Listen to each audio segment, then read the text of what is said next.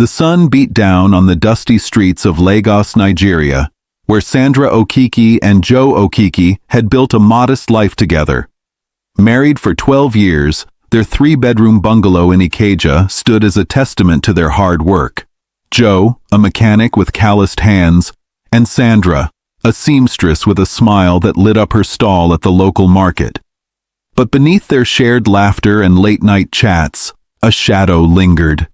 They had no children. The pressure from neighbors, Joe's family, and even their church weighed heavily, especially on Sandra, whose eyes often glistened with unshed tears. Welcome to Afro Tales TV, your home for rich, exciting, and inspiring stories from around the world. Today's story will touch your heart and keep you hooked till the very end. If you're new here, please hit that subscribe button and turn on the notification bell, so you never miss any of our amazing stories. Joe, why can't God bless us? Sandra asked one evening, her voice soft as she stitched a dress under the flickering bulb in their living room. The crickets chirped outside, a rhythmic backdrop to her pain. Joe sighed, wiping grease from his hands with a rag. Sandra, we've prayed, visited pastors, even tried those herbs. Maybe it's not our time. But it's been 12 years, she snapped, then softened. I see the way your mother looks at me, like I'm less of a woman. Joe knelt beside her, taking her hand. You're my woman, Sandra. We'll figure it out.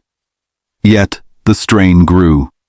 Joe's mother, Benita, visited often, her words sharp. Joe, a man needs a son. Sandra's barren. Find another wife if she can't give you one. Joe always defended Sandra, but the comments gnawed at him. Sandra prayed harder, her faith a lifeline, but hope dwindled. One humid morning, as Sandra swept the compound, a cry pierced the air. At their gate lay a basket, a baby boy wrapped in a faded blue cloth, his tiny fists waving. Sandra's heart leapt. She rushed over, lifting the child, his dark eyes meeting hers.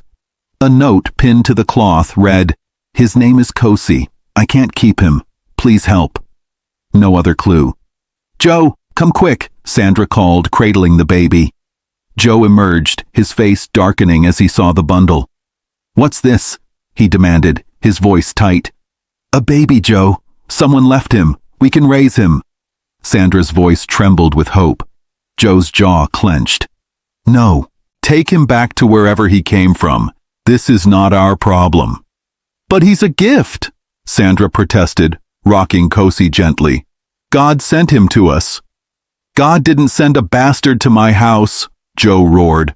Drop him, Sandra, or leave with him. I won't raise another man's child. Sandra's eyes widened, hurt flashing. You'd choose this over me? Over a child who needs us? Joe pointed to the gate. Go, now. Tears streaming, Sandra grabbed a small bag, stuffed it with clothes, and held Cosy close. I won't abandon him, she said, her voice breaking. She walked out, the gate clanging behind her, leaving Joe alone in their empty home. Sandra settled in a cramped room in Oshodi, a bustling Lagos suburb. With Cosy in a makeshift cradle, she stitched late into the night, her sewing machine her lifeline. Neighbors whispered, but some helped. Food from a kind woman named Demian, a second-hand crib from a market friend.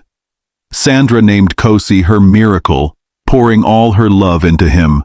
She taught him to read with old newspapers, sang him lullabies, and watched him grow into a bright, curious boy. Joe, meanwhile, sank into regret. Benita's nagging intensified.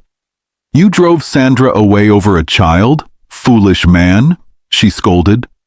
Joe drank more, his mechanic shop struggling without Sandra's support. He missed her laughter, her warmth, but pride kept him silent. The affair that had led to Cosy's birth haunted him. A drunken night 6 years into their marriage, a mistake with a woman from the bar where he'd drowned his sorrows. He'd never told Sandra, and when the woman appeared at their gate with Cosy, he'd panicked, denying any connection. Years passed. Cosy, now 10, helped Sandra at her stall, charming customers with his grin. At 15, he excelled in school, winning a scholarship to a technical college. Sandra beamed, her sacrifices bearing fruit. By 20, Cosy launched a tech startup, Cosy Innovations, creating apps that exploded in popularity across Nigeria and beyond. At 25, he was a millionaire, his face on billboards, his company a household name. He bought Sandra a sprawling house in Lekki, filled it with servants, and showered her with gifts. A new sewing machine, a car, vacations. "You gave me everything, Mama," he'd say, kissing her cheek. Sandra's heart swelled, but she never forgot Joe. She heard through Benita, who'd softened over time, that Joe's business had failed, his health declining. She prayed for him, but kept her distance. One rainy afternoon, as Sandra sipped tea in her Lekki home, the gate buzzed. A frail figure stood there.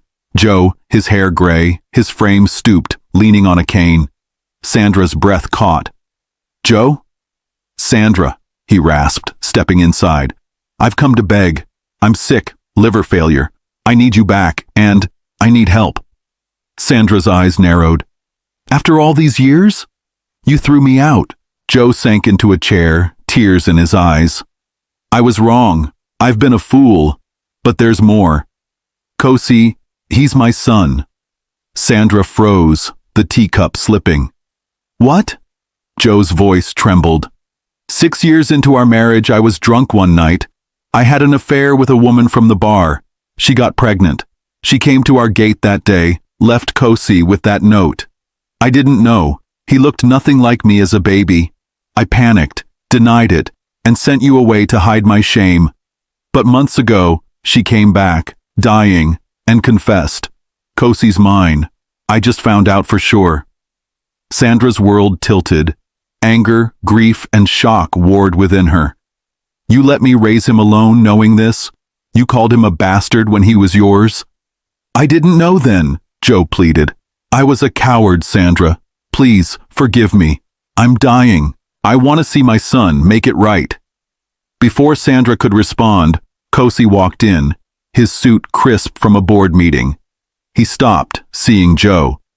"Who's this, Mama?" Sandra's voice shook. "Cosy, this is your father, Joe Okiki." Cosy's eyes darkened. "The man who threw you out? Why's he here?" Joe struggled to stand, his cane wobbling. "Cosy, I'm your biological father. I just found out. I'm sorry for what I did to your mother. I'm sick, and I—" "Stop," Cosy cut in, his tone icy. "You abandoned her, abandoned us. I don't care what blood says. Mama raised me. She's my family." Sandra touched Cosy's arm. "Wait, Cosy. Hear him out." Joe explained again, his confession raw. Cosy listened, his face unreadable. When Joe finished, Cosy turned away, staring out the window. "I need time," he said finally. "Mama, what do you want?" Sandra's heart ached. She'd loved Joe once, built a life with him. His betrayal, cheating during their marriage, then rejecting Cosy, cut deeper than she'd imagined. But his sickness, his plea, stirred something. "I don't know," she admitted, "but we can't erase the past." Days turned to weeks. Cosy hired the best doctors for Joe, paying for treatment at a private hospital, but kept his distance. Sandra visited Joe, her visits tense but civil. One evening, as Joe lay weaker, he whispered, "Sandra, if I'd known, I'd have fought for you both. I was a coward." Sandra nodded, tears falling. "You hurt me, Joe. You broke our vows, but I forgave you long ago for my peace. Cosy's choice now." A twist came unexpectedly. During Joe's treatment, a nurse found an old locket in his belongings, a photo inside of a young woman, Cosy's biological mother. A letter fell out, revealing she'd been forced to leave Cosy due to her family's shame over the affair, not abandonment. She'd loved him, watched from afar, and died regretting it. Joe broke down, sharing this with Sandra and Cosy when they visited. Cosy's resolve softened. "She didn't want to leave me," he murmured, clutching the locket. And you didn't know, Dad, until now. Joe's eyes watered. Can you forgive me, son? Cosy hesitated, then nodded. For Mama's sake, and yours, but it'll take time. Sandra smiled, a weight lifting. She didn't return to Joe. They remained separate, but allowed a fragile peace. Cosy funded Joe's care, visited occasionally, and grew closer to his father's frail form. Benita, humbled, joined them, her sharp tongue replaced by gratitude. Another twist emerged when Demian, a kind engineer Cosy had met at a tech conference, uncovered a legal document during a routine background check for their engagement. It was a will from Cosy's biological mother, leaving a small inheritance to her unknown son if found. The lawyer traced it to Cosy, adding a modest sum to his wealth, but more importantly, a letter apologizing to Sandra for the pain caused by Joe's actions. This deepened Sandra's resolve to heal, not just for herself, but for Cosy. 1 year later, as Joe's health stabilized, the family gathered at Sandra's Lecky home for a quiet dinner. Cosy, now engaged to Demian, proposed a toast. To new beginnings, he said, raising his glass. To Mama, who gave me life twice. To Dad, who's learning. And to us, finding each other. Sandra wiped a tear. Joe nodded weakly, and Benita murmured a prayer. The past was scarred, but the future held hope. A family rebuilt not by blood alone, but by choice and forgiveness. The story of Sandra, Joe, and Cosy teaches us that forgiveness can heal deep wounds, but it must be paired with self-respect and time.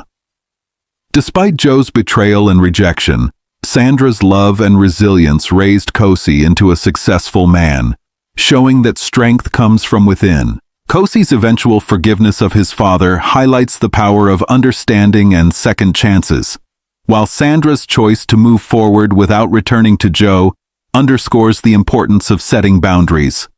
True family is built on love and effort, not just blood or past mistakes. Thank you for watching this story on Afrotales TV. If you enjoyed it, please give it a thumbs up, leave us a comment, and share with friends and family. We have more beautiful stories coming your way, so subscribe and stay tuned. See you in the next one.